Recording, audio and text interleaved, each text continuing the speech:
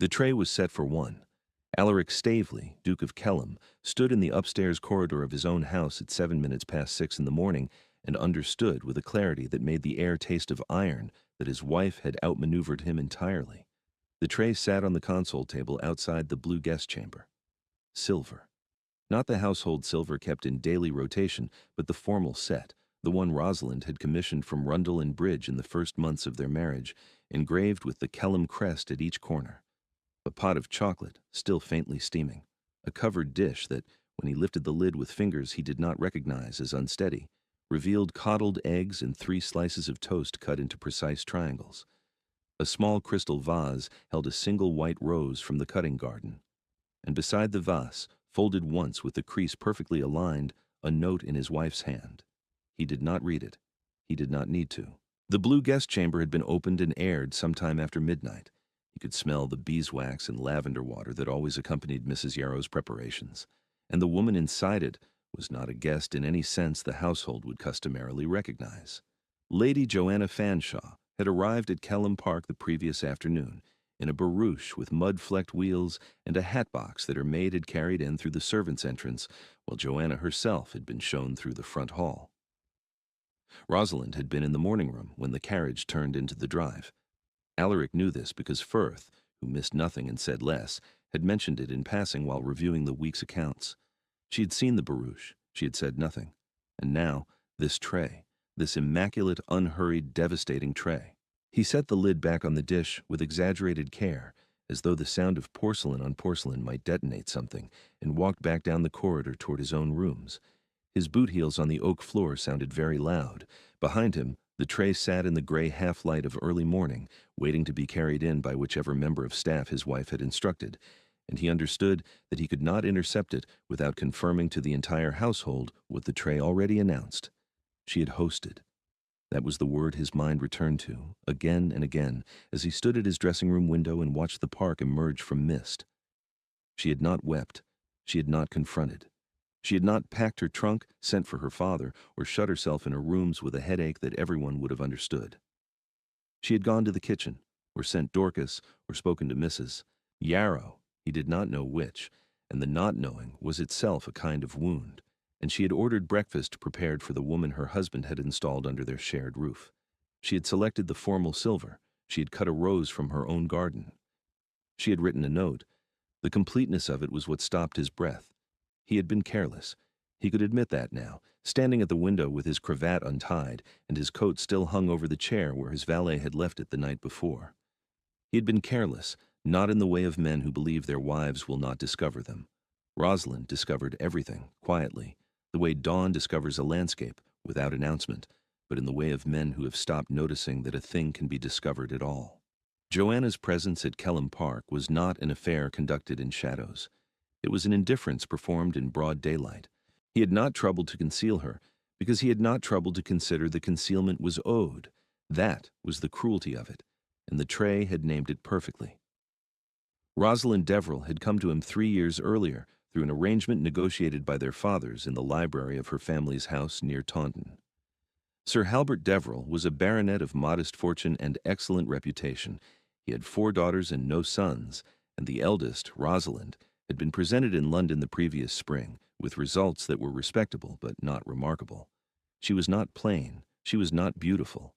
She had the kind of face that resolved itself slowly, cheekbones that emerged in certain light, a mouth that changed entirely when she spoke, and the tongue which preferred its beauties to announce themselves from across the room had catalogued her as pleasant and moved on.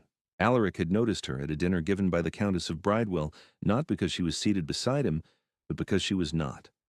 She had been placed at the far end of the table, between an elderly clergyman and a young officer who talked only of his regiment, and she had managed both with a composure so seamless that it took him several minutes to recognize it as a performance. She listened. She asked questions that made dull men believe themselves interesting, and when the officer said something genuinely foolish about the harvest, she had looked down at her plate with an expression so briefly, precisely controlled, that Alaric, watching from 20 feet away, had felt a pulse of recognition he could not explain. He had asked Sir Halbert's permission to call. The courtship that followed was conducted in drawing rooms and garden walks, always chaperoned, always correct, and Alaric had found Rosalind to be exactly what he expected: agreeable, intelligent, composed. She played the pianoforte adequately but did not perform at parties. She read widely but did not quote in conversation. She had a way of listening to him that made him feel both heard and slightly studied, as though she were cataloging not just his words but the spaces between them, and this had flattered him in ways he did not examine. She had accepted his offer with a sentence so carefully composed that he remembered it 3 years later. "I am sensible of the honor, your grace, and I accept it with the understanding that I shall endeavor always to be a credit to your house." He had thought it modest. He understood now that it had been a contract, offered in precise terms, and that she had honored every word of it, while he had honored none. The wedding had been held at Taunton in June, in a church with Norman windows and a yew tree in the yard that was older than the Staveley title. Rosalind had worn white muslin with seed pearls at the bodice and a spencer of pale gray silk, and she had spoken her vows in a voice that carried clearly to the last pew. He remembered thinking, as the vicar pronounced them man and wife, that he had made a sensible match. Sensible. The word felt obscene to him now. She had made Kelham Park her study. Within 6 months she knew the tenants by name, their children by age, their grievances by weight. She corresponded with Firth on drainage and planting. She consulted Mrs. Yarrow on every question of household management and deferred to her in matters of staffing, which earned her the housekeeper's loyalty so thoroughly that Mrs. Yarrow, who had served Alaric's mother for 22 years, began keeping a second set of household keys specifically for the Duchess. The gardens, which had been adequate under the previous groundskeeper's supervision, became under Rosalind's oversight something approaching renowned.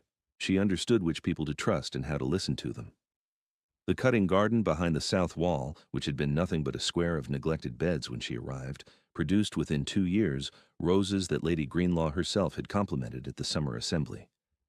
All of this Alaric had observed the way one observes weather, pleasantly, distantly, without the recognition that weather could turn. He had met Joanna Fanshawe at a house party in Berkshire 18 months into his marriage. She was the widow of Sir Marcus Fanshawe, who had left her a house in Half Moon Street and enough income to maintain it. She was handsome, forthright, and entirely without illusion about what she was to him. Their arrangement had been conducted with what Alaric had considered discretion, London only, her house, never at Kelham, until a fortnight ago, when Joanna had written saying she intended to visit friends in the county, and might she call at the park, as she had always wished to see the gardens. He had said yes. He had said yes without hesitation, without consultation, without the briefest acknowledgement that the gardens Joanna wished to see were the gardens his wife had built. He had said yes because it had not occurred to him that there was a question being asked. That was the decision the tray had answered. Rosalind's morning began, as all her mornings began, at 5:30. Dorcas, who had attended her since before the marriage, and knew her moods by the angle of her shoulders, brought washing water and laid out the dove-gray muslin day dress with the embroidered hem that Rosalind wore most mornings when the household was informal.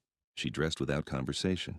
She pinned her hair herself, a simple arrangement, low at the nape, secured with 2 tortoise-shell combs that had been her mother's, and descended the back stairs to the kitchen at 5:45.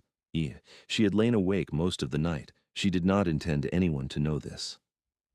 The decision had come to her sometime after 2 in the morning, in the particular clarity that arrives when sleep has been abandoned and the mind, released from the obligation to rest, begins instead to work with a precision it cannot achieve during daylight. She had considered her options the way she considered drainage plans, methodically, without sentiment, evaluating each for its likely outcome. She could confront Alaric, she could leave, she could pretend ignorance, she could weep, which would bring Dorcas and then Mrs. Yarrow and then the whole household into an awareness that would make the situation unmanageable. She could write to her father, who would arrive within 3 days and whose presence would force a resolution that would satisfy no one and humiliate everyone. Or she could send a breakfast tray. The idea had arrived fully formed, like a chess move that reveals itself only when every other possibility has been exhausted. She would not confront the woman in her house. She would serve her. She would do it with the formal silver and a white rose and a note written in her own hand, and she would make the act so flawlessly correct that no one, not Alaric, not Joanna, not any member of the household staff, could find in it a single thing to criticize. She would fulfill her duties as hostess with such perfection that the perfection itself would become the indictment.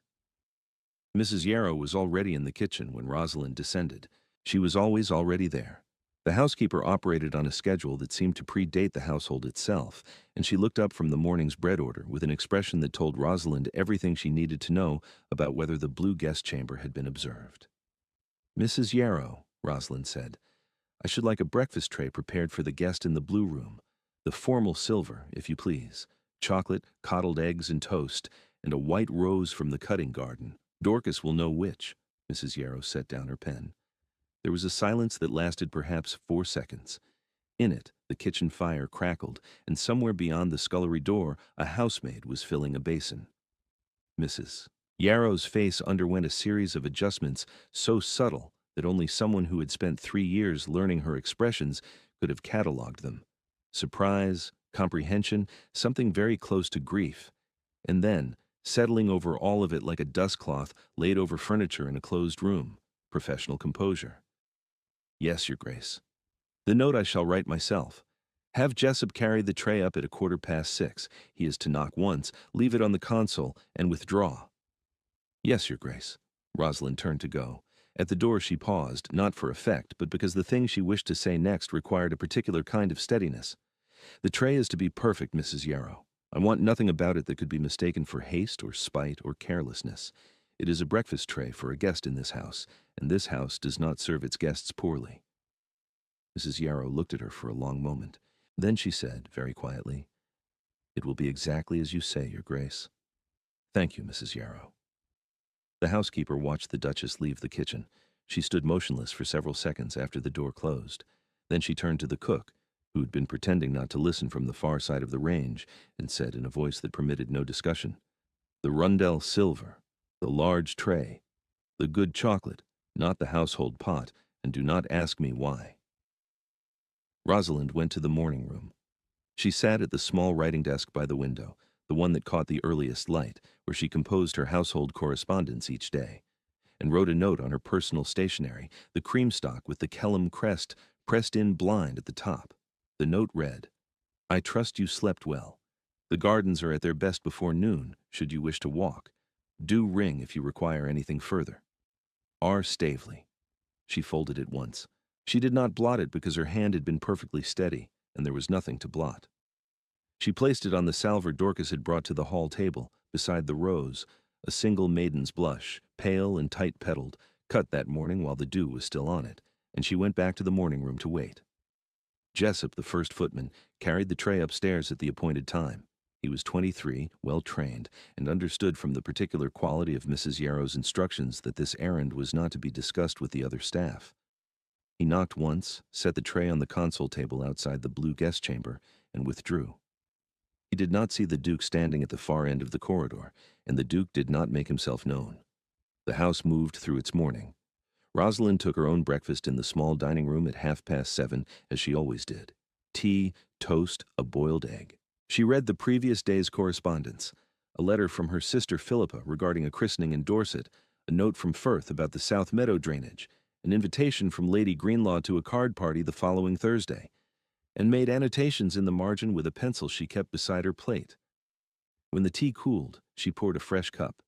She spread marmalade on her second slice of toast, with the same attention she gave to every small task, as though the act of breakfasting were itself a kind of argument, that she was here, that she had always been here, that she intended to continue being here long after the blue guest chamber had been stripped and the barouche had disappeared down the drive. She did not look up when the sound of a carriage being brought around reached her through the open window. The barouche left at 20 minutes past 8. Rosalind knew this because she heard the wheels on the gravel, and because Dorcas, who had positioned herself at the landing window with a duster she did not use, reported it later with the briefest possible inclination of her head. Lady Fanshaw's maid had packed the hat box. The blue guest chamber was being stripped and aired before 9. The sheets were sent to the laundry. The white rose, which had not been taken from the tray, was removed by a housemaid who did not know what it signified and placed in a glass of water in the servants' hall, where it lasted 3 more days. Rosalind did not watch the carriage leave. She finished her egg. Alaric came to the breakfast room at 9:15. He had dressed with more care than usual. Rosalind noticed these things, catalogued them in the quiet ledger she kept behind her expression, and he stood in the doorway for a moment before entering, which he had never done before. He always entered rooms as though they had been waiting for him. Today, he entered as though the room might contain something he was not prepared to meet. "Good morning," Rosalind said. She did not look up from Philippa's letter. "Good morning." He sat. He poured his coffee from the pot that had been left for him, added no sugar, though he usually took 1 spoon, and drank it in 2 swallows as though it were medicine. The silence between them had a texture it had never previously possessed, not hostile, not cold, but architectural, load-bearing, the kind of silence that, if either of them disturbed it carelessly, might bring down things that could not be rebuilt. "Lady Fanshawe has departed," he said. His voice was controlled, but Rosalind heard the fracture in it, not a crack precisely, but a place where the surface had been tested and found thinner than expected. "I trust she found the house comfortable." Another silence. Alaric lifted his coffee cup and set it down without drinking. "The breakfast tray," he said. "Yes?" "You ordered it." "I order all breakfast trays in this house, Your Grace. It is among my duties." The precision of it, the way she folded his own domestic authority back upon him, the way she made the tray simultaneously an act of wifely competence and an indictment so complete that he could not object to it without objecting to her fulfillment of the very role he had assigned her, landed in the space between them like a stone dropped into still water. He felt the rings of it spreading outward through every room of the house, through the kitchen where the cook was already washing the Rundle silver, through the servants' hall where Jessup was polishing boots and not meeting anyone's eyes, through the blue guest chamber where a housemaid was turning the mattress and opening the windows to let the last trace of Lady Fanshawe's perfume dissipate into the morning air. He opened his mouth. He closed it.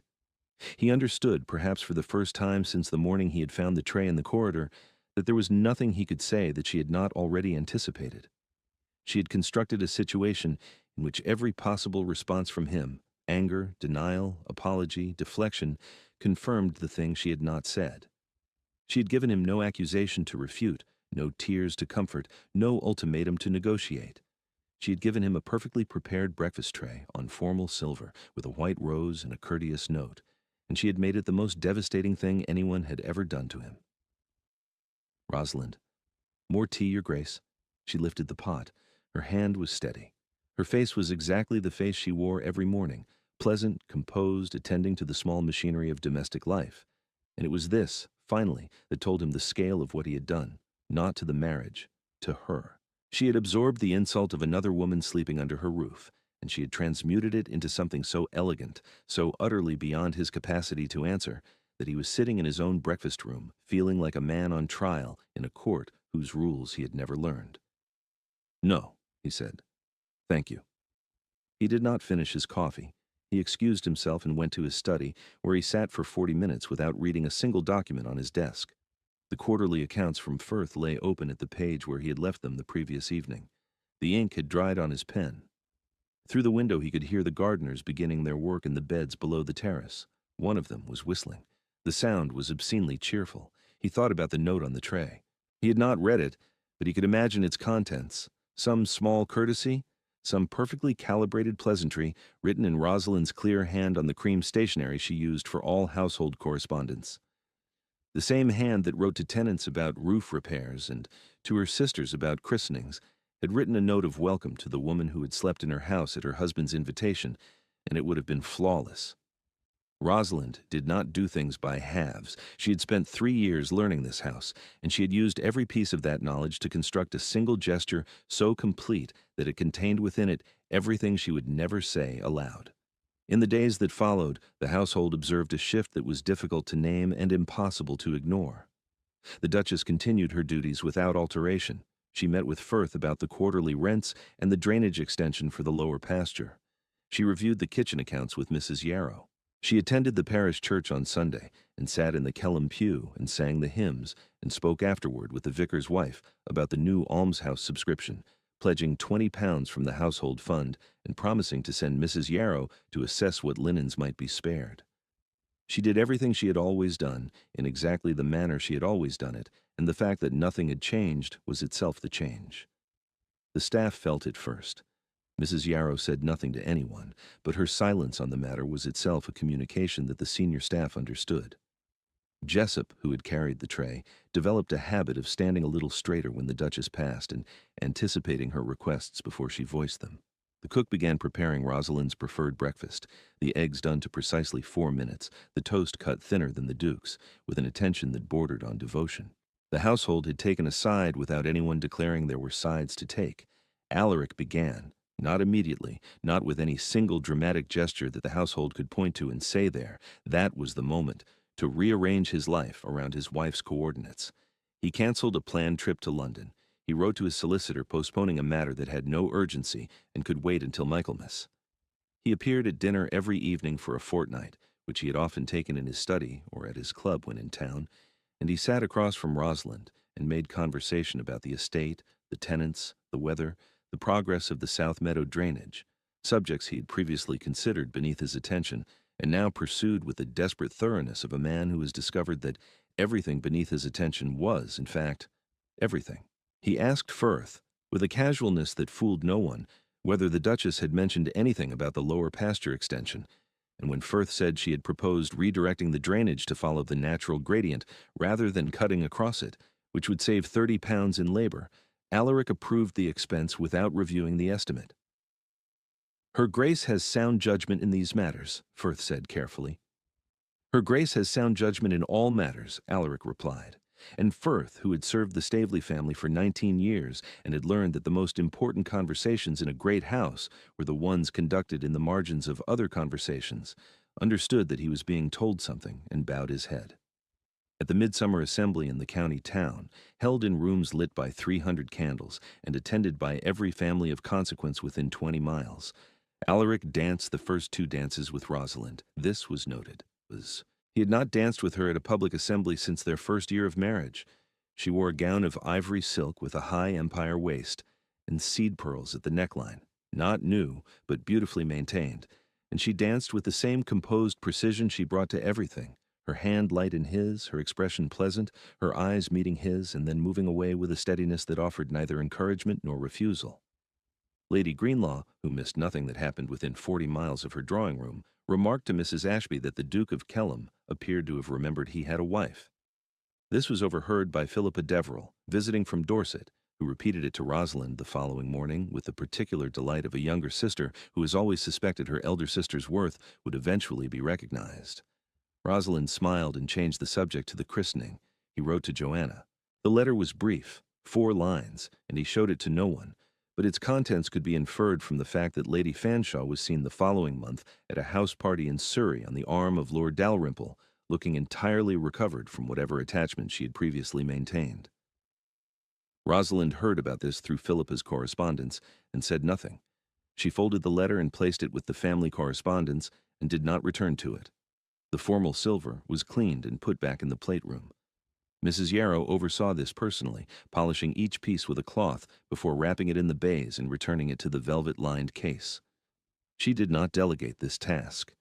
There are some objects in a household whose handling carries a significance beyond their material worth, and Mrs. Yarrow understood, without it ever being spoken, that the Rundle silver had become one of them.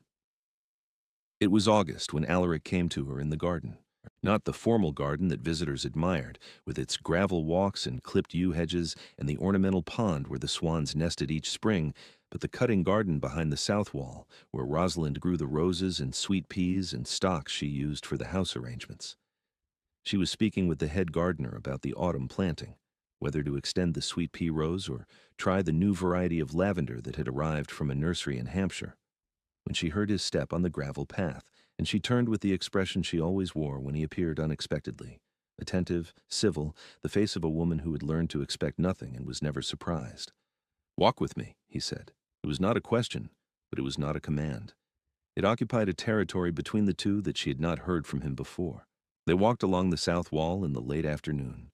The espaliered pears were heavy with fruit that would not be ready until September. The brick was warm under the slanting light. A thrush was singing somewhere in the kitchen garden, repeating the same 3 notes with the patient insistence of a creature that has nothing to prove and all evening to prove it. "I have been thinking," he said, "about the morning-room desk." She looked at him. "You write your letters there every morning. You have done since the first week you came to Kelham. I have walked past that room 1,000 times, and I could not have told you until this summer what you wrote or to whom or why." She said nothing. She waited. She had learned, in 3 years of marriage, that the most useful thing a woman could do with a silence was to let a man fill it himself. "I have been a poor student of this house," he said, "and a poorer one of you. You have been exactly what you intended to be, Your Grace. Yes, that is the problem I am describing." They walked a little further. A gardener's boy passed them with a wheelbarrow of cuttings and touched his cap. The gravel crunched beneath their feet. Rosalind's hands were clasped before her, not tightly, not in distress, but in the posture of a woman who has learned to hold herself together so well that the holding itself has become invisible. "I will not make speeches," Alaric said. "I do not think you want them." "No. I think you want me to be different, not to say I will be different, to be it." She looked at him then, fully, directly, with the unguarded expression he had glimpsed once, 3 years ago, across a dinner table at the Countess of Bridewell's, and had spent the years since failing to earn again. Her eyes were the color of strong tea held up to the light, and they held in them something that was not forgiveness, not yet, but the willingness to watch him try. "Yes," she said, "that is what I want." He nodded. There was nothing else to say, and they both understood that the saying was not the thing that mattered. They walked back toward the house in a silence that was different from the one at the breakfast table, not architectural, not load-bearing, but open, provisional. The kind of silence that exists between two people who have agreed to begin again and have not yet discovered whether they can. He held the garden door for her. His hand brushed her sleeve as she passed through. She did not pull away. The autumn brought changes that accrued like interest on a quietly invested sum. Alaric accompanied Rosalind to London for the opening of the parliamentary session and sat with her in the gallery of the House of Lords while the speeches were read. She had never been invited before. He consulted her on a matter of tenant housing, 3 cottages on the east boundary requiring new roofs, and when she proposed an alteration to the design that improved ventilation without increasing cost, he implemented it without amendment and told Firth to credit the Duchess in the estate ledger. At Christmas, for the first time, they hosted the Deverell family at Kelham Park. Sir Halbert arrived with Rosalind's mother and all 3 sisters, and he stood in the great hall beneath the portraits of 5 generations of Staveleys and looked at what his eldest daughter had made of the house, the beeswax-scented rooms, the fires that drew perfectly, the holly arrangements on every mantelpiece, the kitchen that produced a Christmas dinner for 38 without a single dish arriving cold. And he said to Alaric, with the careful diplomacy of a man who has understood more than he was ever told, "She has done remarkably well." Alaric replied, "She has done better than anyone in this house deserved." And Sir Halbert regarded him for a moment with an expression that was not quite forgiveness, but was perhaps its antechamber, and then accepted a glass of claret and said no more about it. By spring, the space between them had narrowed to something that was no longer distance but proximity. The tentative, deliberate proximity of 2 people learning to occupy the same rooms, not as the Duke and Duchess of Kelham, performing their separate duties under a shared roof, but as Alaric and Rosalind, who had hurt each other in different ways and were choosing, day by day, not to look away from it. She began leaving the morning-room door open when she wrote her letters, and he began pausing there on his way to the study, not entering, not interrupting, but standing for a moment in the doorway with his coffee and watching the light fall across her desk, learning the shape of her mornings the way he should have done from the beginning. Their son was born the following winter, on a night of hard frost when the windows of Kelham Park were white with ice, and Mrs. Yarrow kept the fires built so high that the servants complained of the heat 3 rooms away. He was small, furious, and perfect. Rosalind held him against her chest and looked at Alaric, who was sitting on the edge of the bed with an expression she had never seen on him, undefended, stripped of every competence he had ever used as armor, and she said, "He has your hands." "God help him," Alaric said, and she laughed, and the sound of it, startled, unguarded, real, filled the room in a way that 300 candles could not have matched. They named him Edward Halbert, for Alaric's father and Rosalind's. Years later, years measured in harvests and assemblies and the slow growth of a boy who had his father's hands and his mother's talent for sitting quietly in a room and understanding everything that happened in it, Mrs. Yarrow told the story to a new housemaid.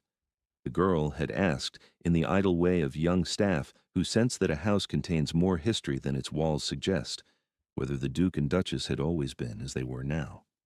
Mrs. Yarrow considered the question. She was in the still room, labeling the summer preserves, and she did not look up from her work. "There was a morning," she said, "early in the marriage. The Duchess ordered a breakfast tray prepared for a guest in the blue room, formal silver, chocolate, coddled eggs, a white rose from the garden. The housemaid waited. The guest departed before 9. The tray came back untouched, the chocolate cold, the eggs solid in the dish. The Duchess never mentioned it. His Grace never mentioned it. And the blue guest chamber was never opened for that particular visitor again."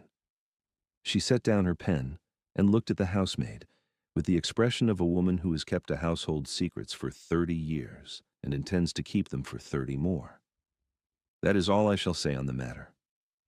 The housemaid, who was young but not stupid, understood that she had been told everything. In the drawing room above, Rosalind sat at the window with her embroidery frame, though she was not embroidering. She was watching Edward chase the spaniel across the south lawn, his coat already grass-stained at the elbows, though it was not yet noon. Alaric was in his study, visible through the open door that now stood permanently ajar, reviewing something with Firth. She could hear the low murmur of their voices, the occasional scratch of a pen, the particular cadence her husband used when he was agreeing to an expenditure he had not fully examined because his steward had told him the Duchess approved it. The house was filled with the particular warmth of a Tuesday in late spring when nothing of consequence was happening, and everything of consequence had already happened, long ago, on a morning that smelled of chocolate and white roses and the beeswax scent of a household tended, thoroughly and without interruption, by a woman who understood that the most powerful thing she could do with her anger was to fold it into an act of service so perfect that it would never need to be mentioned again. She had never told him about the note. He had never asked. Some things between a husband and wife are better left in the precise crease of their folding, known, understood, and never opened again. They arrive here, like a tray set with unexpected care, whenever they are ready.